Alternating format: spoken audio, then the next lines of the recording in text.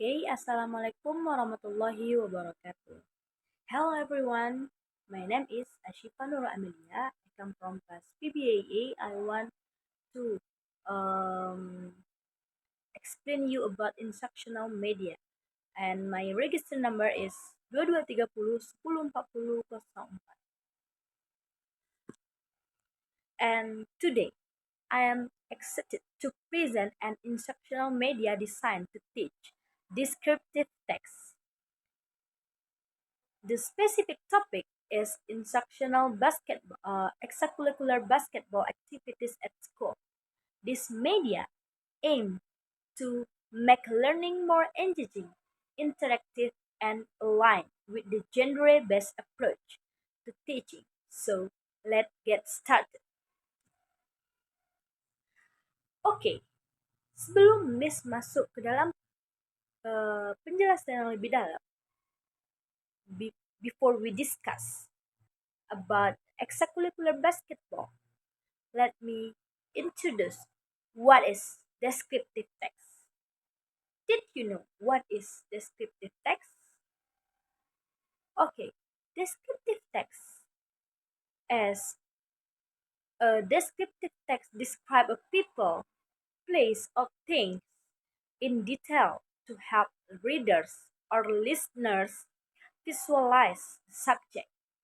For today, we will focus on describing the basketball extracurricular activity at school, including the facilities, activities, and benefits of participating in school. Oke, Miss akan menjelaskan tujuan pembelajaran dari media ini adalah yang pertama, ada peserta didik mampu mengidentifikasi ide utama tentang pentingnya kegiatan ekstrakurikuler. Yang kedua, peserta didik dapat mengidentifikasi manfaat dari mengikuti kegiatan ini, seperti basketball.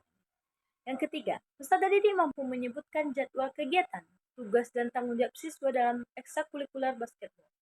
Dan yang keempat, yaitu peserta didik dapat mengevaluasi penggunaan istilah dan gaya bahasa deskriptif teks dalam teks. Kemudian,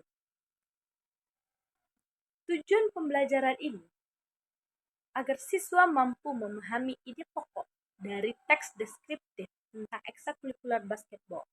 Yang kedua, siswa mampu memahami informasi rinci dari teks deskriptif tentang ekstrakurikuler basketball di sekolah. Dan yang ketiga, siswa mampu memahami makna tersirat dari teks deskriptif tentang ekstrakurikuler basketball di lingkungan sekolah. Dan yang terakhir, yaitu siswa mampu memahami aspek bahasaan dari teks deskriptif tentang ekstrakurikuler basketball di lingkungan sekolah. Oke, kemudian Miss akan menjelaskan kriteria ketercapaian tujuan pembelajaran yang akan Ananda capai.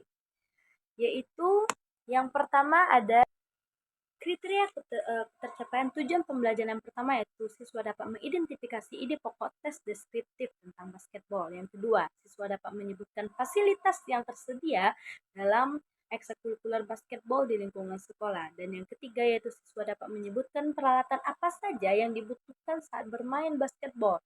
Dan yang selanjutnya yaitu siswa mampu mendeskripsikan suasana kegiatan latihan ekstrakurikuler basketball di lingkungan sekolah. Dan yang kelima, yaitu siswa mampu menarik kesimpulan tentang manfaat ekstrakurikuler basketball bagi siswa tersebut. Dan yang terakhir, yaitu siswa mampu dan siswa dapat mengenali penggunaan kosakata atau kata sifat dan frasa deskriptif pada ekstrakurikuler basketball di lingkungan sekolah.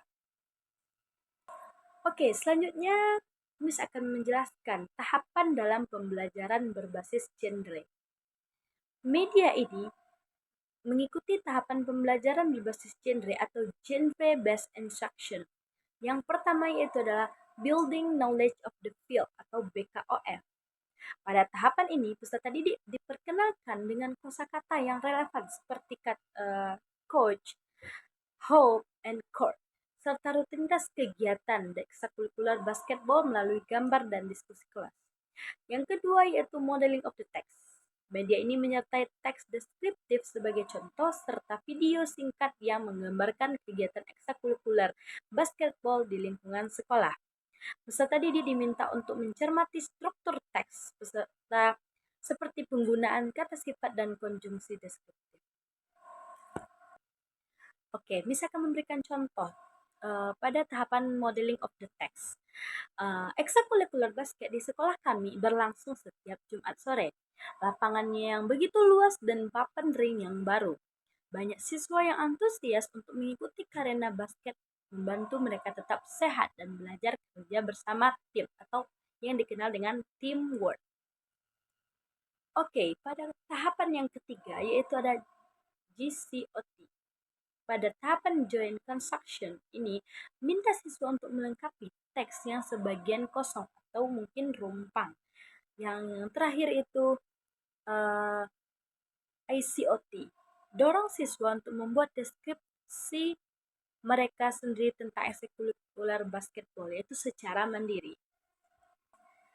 Kemudian bisa akan menjelaskan media pembelajaran, yaitu yang pertama visual aids, yang di sana juga dijelaskan bagaimana terdapat gambar lapangan basket, peralatan apa yang dibutuhkan dan kegiatan latihan seperti apa yang ada pada ekstrakurikuler basketball di lingkungan sekolah. Yang kedua itu sample text, contoh teks deskriptif tentang ekstrakurikuler basketball tersebut.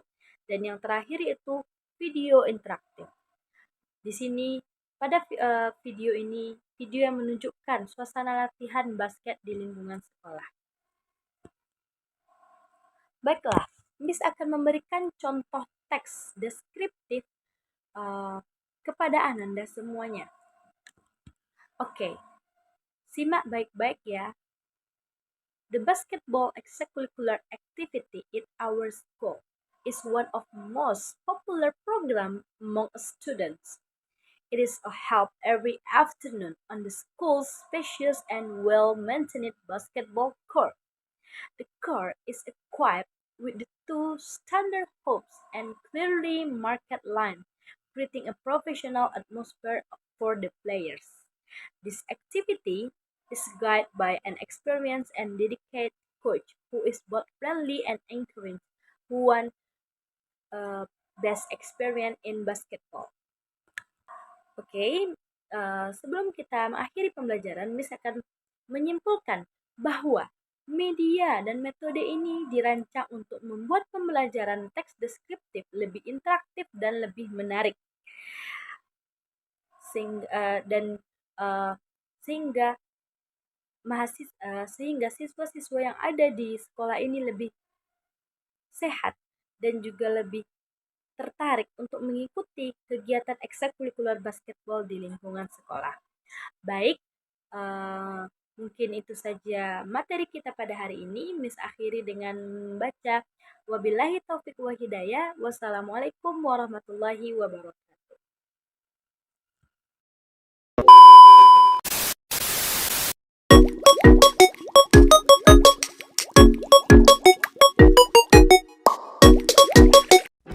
How to play basketball. Basketball is a team sport of up to 15 players, with only 5 allowed on the court at any time. Each team consists of 2 forwards, 2 guards, and 1 center player. The basketball game starts with a jump ball, or tip-off. The referee throws the ball into the air in the center circle, and 1 player from each team leaps up and tries to tap the ball away. The game time is split up into 4 12-minute quarters. The object of the game is to throw the ball into the hoop to score points. Basketball court. The court is divided into 2 main sections by the middle court line. The court is rectangular in shape and measures 91 feet long by 50 feet wide. There's a halfway line in which a small circle is found in the center. This is where the game starts. At each end of the court are 2 baskets, both 10 feet in height. A 3-point arc is in the outside ring. In the middle of the outside ring is the key, which includes a free throw line. Basketball basic rules. Each team can have a maximum of 5 players on the court at a time. Teams can substitute players as many times as they wish throughout the game. Players cannot kick the ball. Players cannot dribble or hit the ball with their fist. Players cannot double dribble the ball. Players cannot hold the ball and stay in the backcourt that contains their basket for more than 8 seconds. Players cannot step on a foul line while free throwing the ball.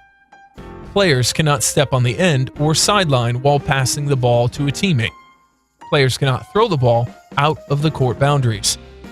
The ball must stay within the boundaries.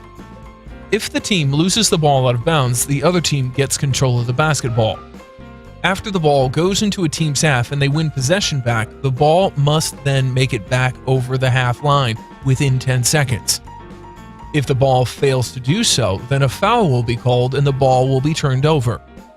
Dribbling the ball. The ball can only be moved by either dribbling or passing the ball. The player must dribble the ball with one hand while moving both feet. If at any time both hands touch the ball or the player stops dribbling, the player must only move one foot. Once a player puts two hands on the ball, not including catching the ball, they cannot then dribble or move with the ball and the ball must be passed or shot. Double dribbling. Once any player has stopped dribbling, they cannot start another dribble right away. This is called for a double dribbling violation, and in this case, the other team gains control of the ball. A player can only start another dribble after another player from either team touches or gains control of the basketball. This is usually after a shot or pass. Carrying the ball. The player's hand must be on top of the ball while dribbling. If they touch the bottom of the ball while dribbling and continue to dribble, this is called carrying the ball, and the player will lose the ball to the other team. Backcourt violation. Once the attacking team crosses the half court, they may not go back into the backcourt. This is called a backcourt violation. If the defensive team knocks the basketball into the backcourt, then the attacking team can recover the ball legally. Traveling. If a player takes too many steps without dribbling, the ball is called traveling. If this happened, the ball is then turned over to the opposition. 3 in the key. A player cannot stay in the key, which is this section of the court, for more than 3 seconds. This is called 3 seconds in the key violation. Shot clock violation. Once a player has possession of the ball, the player has 24 seconds to shoot towards the opponent's basket. Failing to shoot the ball within 24 seconds results in a shot clock violation. The ball is then turned over to the opposition. Throw-in. If a team or player violates any of the rules, the team loses the ball and the ball is handed over to the opponent team. The opponent team throws in from the sideline. This is called a throw-in. Goaltending. No player can touch the basketball while it's traveling downward towards the basket or if it's on the rim. This is called goaltending. After each successful basket, the ball is then turned over to the opposition. Charging violation. A charge, or player control foul, occurs when a dribbler charges into a defender who has already established his position. This is called charging violation, and the ball is then turned over to the opposition. Free throw. Fouls committed throughout the game will be accumulated, and then when reached a certain number, will be eventually awarded as a free throw. The player whose against the foul was committed takes the shot unopposed from the free throw line. The number of free throws will depend on where the foul was committed. Scoring. There are 3 scoring numbers for basketball players. Any basket scored from outside the 3-point arc will result in 3 points being scored. Baskets scored within the 3-point arc will result in 2 points being scored. Successful free throws will result in 1 point being scored per free throw. How to win the game. The team that scores more points in the allotted game time will win the game. If the scores are tied at the end, then an extra quarter will be played until a winner is found.